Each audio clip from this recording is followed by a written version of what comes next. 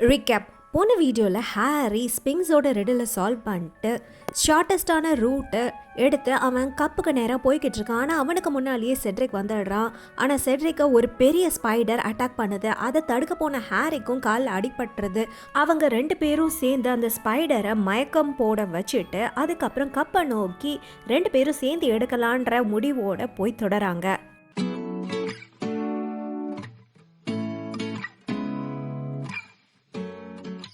Chapter 32 Flesh, Blood and Bone Part 1. ஹாரியால அவனோட கால்கள் தரைய தொடரத உணர முடிஞ்சது. அவனோட அடிப்பட்ட காலால அவனை தாங்க முடியாதனால அவன் கீழே விழுந்துடுறான். அவன் ட்ரைவர்சட் கப்பை ஒரு வழியா கீழே விட்டுடுறான். அவன் தலைய நிமிந்து பாக்குறான். நம்ம எங்க இருக்கோம் அப்படின்னு கேக்குறான். செட்ரிக்கும் கீழே தரையில தான் கிடக்கான். அவன் இல்லைன்னு தலையை அசைச்சிட்டு மேலே எந்திரிச்சு நின்று ஹாரியையும் மெதுவா தூக்கி விடுறான். அவங்க 2 பேரும் சுத்தி பாக்குறாங்க. அவங்க இப்ப ஹாக்வர்ட்ஸ் கிரவுண்ட்லயே இல்லை. அவங்க நிறைய மைல்கள் தள்ளி வந்திருக்கணும், ஹண்ட்ரட்ஸ் ஆஃப் மைல்ஸ். ஏன்னா இங்க காசுல சுத்தி இருக்கிற மலைகள் எதுவுமே இங்க இல்லை. அதுக்கு பதிலா அவங்க ஒரு கல்ற தோட்டத்துல இருக்கிற மாதிரி இருந்தது. அவங்களால ஒரு சின்ன சர்ச்சோட அவுட்லைனை பார்க்க முடிஞ்சது. அவங்களுக்கு லெஃப்ட் சைட்ல ஒரு சின்ன மலை இருந்தது. அந்த மலை அடிவாரத்துல ஒரு பெரிய வீடு இருக்கிறதையும் அவங்களால பார்க்க முடிஞ்சது. செட்ரிக் கீழே கடந்த ட்ரைவர்சட் கப்பை பார்க்கறான். அப்புறம் ஹாரிய பார்க்கறான். யாராவது உன்கிட்ட கப் வந்து ஒரு போட்கின்னு சொன்னாங்களா அப்படின்னு அவன் கேட்கறான். இல்ல அப்படின்னு ஹாரி சொல்லிட்டு அவன் இன்னும் கிரேவியார்டையே சுத்தி சுத்தி பார்க்கறான். அது அமைதியா இருந்தது, கொஞ்சம் பயமாவும் இருந்தது. இது 3rd டாஸ்கோட இன்னொரு பகுதியா அப்படின்னு ஹாரி கேட்கறான். எனக்கு தெரியல, வான்ஸ் எடுக்கணும்னு நினைக்கிறேன் அப்படின்னு செட்ரிக் சொல்லறான். யா அப்படின்னு சொல்லிட்டு ஹாரியும் செட்ரிக்கும் அவங்க வாண்டை வெளியே எடுக்கிறாங்க. ஹாரி சுத்தி முத்தி பார்க்கறான். அவனுக்கு யாரோ அவங்கள பார்த்துக்கிட்டு இருக்க மாதிரி ஒரு ஃபீலிங் இருந்தது. யாரோ வராங்க அப்படின்னு அவன் சொல்லறான். இருட்டுல கண்ணை சுருக்கி அவன் பார்க்கறான். அவங்களால முன்னாடி ஒரு ஃபிகர் அவங்கள நோக்கி நடந்து வர்றத பார்க்க முடிஞ்சது. ஹாரியால அவங்களோட ஃபேஸை பார்க்க முடியல. ஆனா அவங்க நடந்து வர்றத பார்க்கும்போது அவங்களோட கையில எதையோ கொண்டு வர மாதிரி இருந்தது. நடந்து வர்றவங்க குட்டையா இருக்காங்க. அவங்க முகத்துல ஒரு முகமுடியும் போட்டிருந்தாங்க. அவங்க பக்கத்துல வந்த உடனே அவங்க கையில இருக்கிறது ஒரு சின்ன குழந்தை மாதிரி இருந்தது.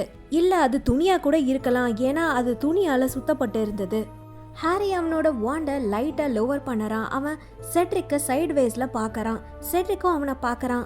2 பேரும் இப்ப திரும்பி அவங்களுக்கு முன்னாடி வர அந்த உருவத்தை பாக்குறாங்க. அந்த உருவம் அவங்கள இருந்து ஒரு 6 அடி தூரத்துல ஒரு கல்லறை பக்கத்துல நிக்குது. ஒரு செகண்டுக்கு 3 பேரும் ஒருத்தர் பார்த்துட்டு நிக்கிறாங்க. அப்புறம் எந்த ஒரு எச்சரிக்கையுமே இல்லாம ஹாரியோட ஸ்கார் இப்போ பயங்கரமா வலிக்க ஆரம்பிச்சது. இந்த மாதிரி ஒரு வலியா அவனோட வாழ்க்கையில அவன் ஃபீல் பண்ணதே கிடையாது. அவனோட வாண்ட் அவனோட கையில இருந்து கீழே விழுந்துடுச்சு. ஏன்னா அவனோட கைகளை அவனோட முகத்தை மேல வச்சுட்டு வலியில தரையில முட்டி போட்டு உட்கார்ந்துடுறான்.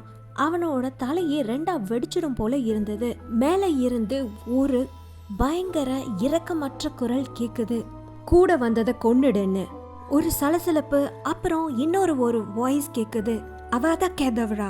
அவனோட கண்ணுல கிரீன் கலர் லைட் தெரியுது. அவனுக்கு பக்கத்துல ஏதோ தரையில விழுந்த மாதிரி இருந்தது.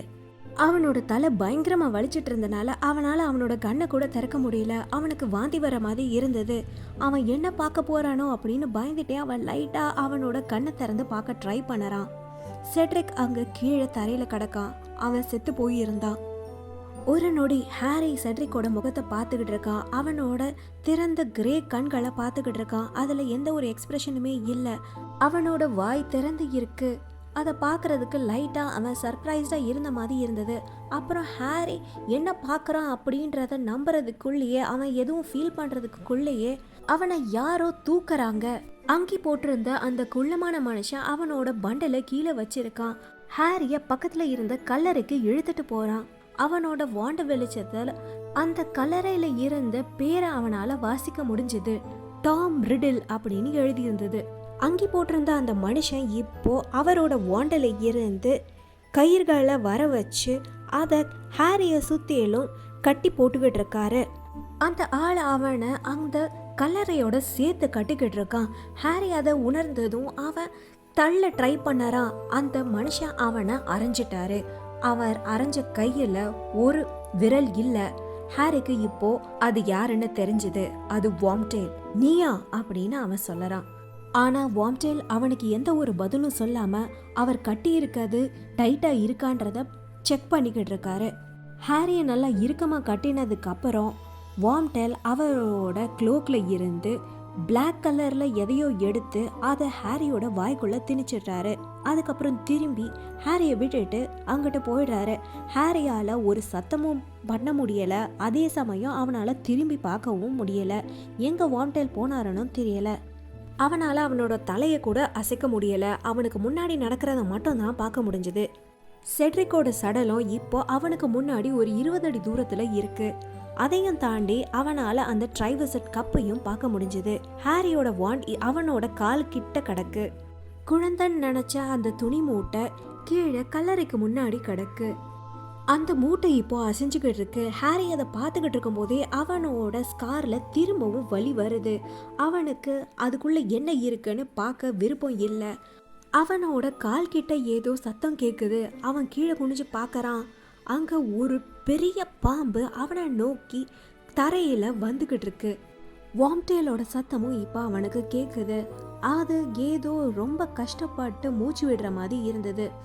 ஏதோ தரையில எதையோ பெருசா இழுத்துட்டு வர மாதிரி இருந்தது. அதுக்கப்புறம் ஹாரியோட கண் பார்வையில வார்ம்டேல் பட்டாரு. ஹாரி அவர் ஒரு பெரிய ஸ்டோன் கால்ரனை அந்த கிரேவுக்கு முன்னாடி கொண்டு வரதை பார்க்க முடிஞ்சது. அதை பார்க்கறதுக்கு அது ஃபுல்லா தண்ணி இருக்கிற மாதிரி இருந்தது. ஏன்னா அதுல தண்ணி சலம்புற சத்தம் கேக்குது. அவ்வளோ பெரிய ஸ்டோன் கால்ரனை ஹாரி அதுக்கு முன்னாடி பார்த்ததே கிடையாது. அதுல ஒரு ஆள் ஃபுல்லா உட்கார்ந்து எந்திரிக்கலாம் போல. கீழே இருந்த அந்த துணி மூட்டை இப்போ ரொம்ப அசைய ஆரம்பிக்குது. வார்ம்டேல் அந்த ஸ்டோன் கால்ரனுக்கு கீழே அவரோட வாண்டை வச்சு எதையோ பண்றாரு. கால்ரனுக்கு கீழே இப்போ நெருப்பு வந்துடுச்சு. அந்த பெரிய பாம்பு இப்போ இருட்ட நோக்கி நகர்ந்து போகுது. அந்த கால்ரனுக்குள்ள இருந்த தண்ணி இப்போ கொதிக்க ஆரம்பிக்குது. வார்ம்டேல் அங்க பக்கத்துல இருந்து ஏதோ பண்ணிக்கிட்டு இருக்காரு. அந்த துணி பொட்டலத்துல இருந்து ஒரு இரக்கமற்ற குரல் சத்தமா சொல்லுது, சீக்கிரம். அந்த கால்ரனுக்குள்ள இருந்த தண்ணி இப்ப கொதிச்சு மேல எல்லாம் சில்வர் கலர்ல இருக்கு. அத பாக்குறதுக்கு மேல வைரங்கள் பதிக்கப்பட்டிருந்த மாதிரி இருந்தது. ரெடி ஆயிடுச்சு மாஸ்டர் அப்படின்னு வார்ம்டேல் சொல்றாரு. இப்போ அப்படின்னு அந்த கோல்டு வாய்ஸ் சொல்லுது. வார்ம்டேல் தரையில கடந்த அந்த துணி மூட்டைய பிரிக்கிறாரு. உள்ள என்ன இருக்கு அப்படின்றது ஹாரிக்கு தெரியுது. அவன் வாய்க்குள்ள துணி இல்லைன்னா அவன் கத்தி இருந்திருப்பான். வார்ம்டேல் கையில இருந்த அது ஒரு சின்ன குழந்தை மாதிரி இருந்தது. கூன் விழுந்து போய். ஆனா அந்த மாதிரியான ஒரு குழந்தைய ஹாரி வாழ்க்கையிலே பார்த்ததில்ல. அதோட உடம்புல எங்கேயுமே முடியே இல்லை. அதோட உடம்பு ஃபுல்லா செதில்கள் இருந்த மாதிரி இருந்தது. ரெட்டிஷ் பிளாக் கலர்ல இருந்தது. அதோட கைகளும் கால்களும் ரொம்ப ஒல்லியாகவும் உடஞ்சி போற மாதிரி வீக்காவும் இருந்தது. ஆனா அதோட முகம் இதுவரைக்கும் எந்த ஒரு குழந்தையுமே அந்த மாதிரி ஒரு முகத்தோட பிறந்தது கிடையாது. அது தட்டையாவும் பாம்பு மாதிரி இருந்தது. அதோட கண்கள் சிவப்பு கலர்ல இருந்தது. அத பாக்குறதுக்கு பரிதாபமா இருந்தது. அதோட மெல்லிசான கைகளை நீட்டி வார்ம்டேலோட கழுத்தை இறுக்கமா பிடிச்சுக்குது. வார்ம்டேல் அதை தூக்கும் போது அந்த நேரத்துல வார்ம்டேலோட முக்காடு விலகுது. ஹாரியால அவரோட முகத்துல இருந்து எக்ஸ்பிரஷனை பார்க்க முடியுது.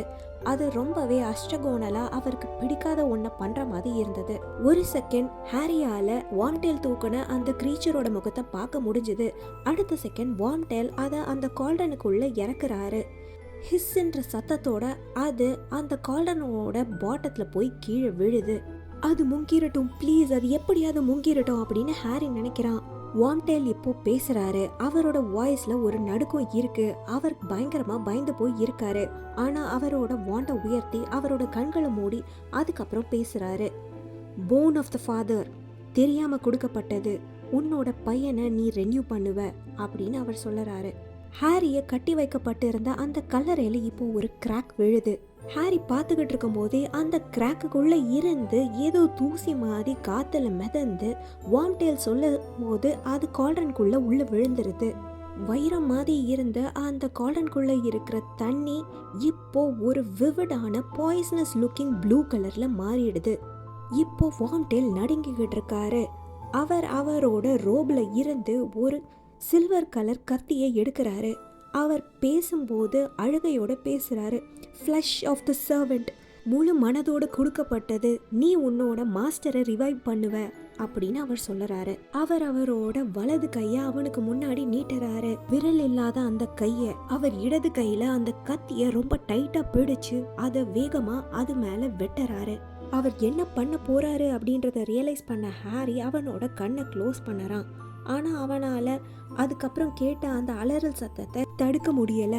ஏதோ தரையில விழுந்த சத்தமும் அவனுக்கு கேட்டுச்சு. அதுக்கப்புறம் தண்ணியில ஏதோ விழுந்த மாதிரியான சத்தமும் கேட்டுச்சு. ஹாரி இப்போ அவனோட கண்ணை லைட்டா திறந்து பார்க்கறான். அந்த போர்ஷன் இப்போ ஒரு ரெட் கலர்ல மாறிடுச்சு. ஹாரி திரும்பவும் கண்ணை மூடிக்கிறான். வார்ம்டேல் இப்போ முணங்கிக்கிட்டே இருக்காரு. அந்த சத்தம் இப்போ அவனுக்கு பக்கத்திலே கேக்குது. அதோட இல்லாம அவன் மேல ஒரு மூச்சு காத்தும் படுது. பிளட் ஆஃப் த எனிமி, விருப்பம் இல்லாம எடுக்கப்படுறது.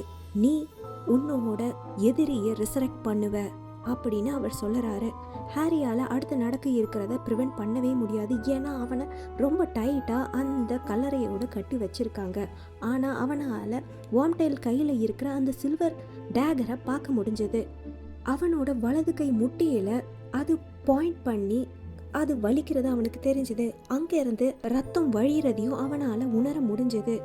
வார்ம்டேல் வழியில துடிச்சுக்கிட்டே அவரோட பாக்கெட்ல எதையோ தேடி ஒரு கிளாஸ் பாட்டிலை எடுக்கிறாரு. அதை ஹாரியோட காயத்துக்கு பக்கத்துல வச்சு அந்த பிளட் அதுக்குள்ள விழுது. வார்ம்டேல் இப்போ கால்ரனை நோக்கி தள்ளாடிக்கிட்டே போறாரு. அவர் ஹாரியோட பிளட்ட அதுக்குள்ள ஊத்துறாரு. அதுக்குள்ள இருந்த போர்ஷன் இப்போ வெள்ளை கலர்ல மாறிடுது. வார்ம்டேல் அவரோட வேலை முடிஞ்சதும் கீழே உட்கார்றாரு. அவரோட துண்டிக்கப்பட்ட கையை இன்னொரு கையில பிடிச்சுக்கிட்டு அழுதுகிட்டு இருக்காரு. அந்த கால்ரன்ல இருக்க போர்ஷன் திரும்பவும் இப்போ கொதிச்சுக்கிட்டு இருக்கு. மேல டைமண்ட் ஸ்பார்க்ஸ் வருது. ஒண்ணுமே அப்போ நடக்கல. அது எப்படியாவது முங்கியிருக்கணும் ப்ளீஸ் அப்படின்னு ஹாரி நினைக்கிறான். ஏதாவது தப்பா போயிருந்திருக்கணும் அப்படின்னு அவன் நினைச்சுக்கிட்டு இருக்கான். அந்த போர்ஷன் கரெக்டான விதத்துல முடிஞ்சதா இல்லையான்றத அடுத்த வீடியோல பார்ப்போம். உங்களுக்கு இந்த வீடியோ பிடிச்சிருந்தா ப்ளீஸ் லைக் பண்ணுங்க, ஷேர் பண்ணுங்க, சப்ஸ்கிரைப் பண்ணுங்க. தேங்க்யூ ஃபார் வாட்சிங்.